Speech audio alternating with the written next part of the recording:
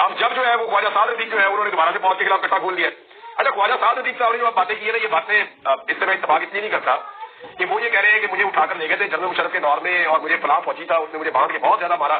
तो ख्वाजा साहब आपने ये बातें पहले क्यों नहीं बताई? यानी जिन लोगों को मार पड़ी उन्होंने जानता हूँ, सईद हुसैन कादरी को बहुत मार पड़ी थी, जावेद हाशमी साहब को बहुत मार पड़ी थी। आपको तो ख्वाजा साहब, मेरे पास ऐसे गवाह हैं जिन्होंने आपको परवेज इलाही के साथ बैठे हुए देखा और वो भी नीचे बैठे हुए देखा, और आपका कारोबार भी चल रहा था, आपकी सारी चीजें चल रही थी ख्वाजा साद रफीक साहब। अब आप रंगबाजी कर रहे हैं, आप ये कह रहे हैं कि जनाब मैंने बड़ी मार खाई है। मैंने खुद आपको नीला गुंबद पे जब नून लीग एहतजाज कर रही थी तो पुलिस के आने से पहले आपको टेलीफोन आता है, आपका बंदा इशारा आपको करता है और आप निकल जाते हैं, और साथ ही थोड़ी देर बाद पुलिस की रेड हो जाती है।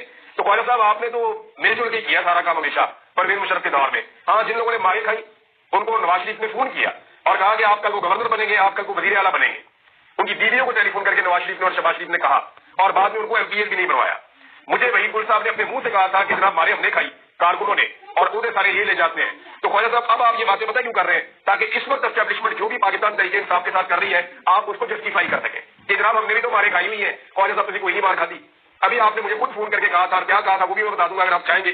थोड़ा सा पहले जो आप कह रहे थे कि शरीफ खानदान के बारे में और जो बातें आपने की थी, तो आप लोगों को अब बेवकूफ ना बनाए। You are part of all this. या तो इस जुल्म के खिलाफ बोले, इस जबर के खिलाफ खड़े हो, आप पॉलिटिकल वर्कर है तो आप कहीं जाती हो रही है इमरान खान के साथ, आप खुलकर कहें कि पाकिस्तान तरीके इंसाफ के कारकुनों के साथ जुल्म और जबर हो रहा है, मैं इसका हिस्सा नहीं बन सकता। या तो फिर आप ये कहें, या फिर आप ये ना करें कि इसको जस्टिफाई करने के लिए अपनी झूठी कहानियां आप लोगों को सुनानी शुरू कर दें।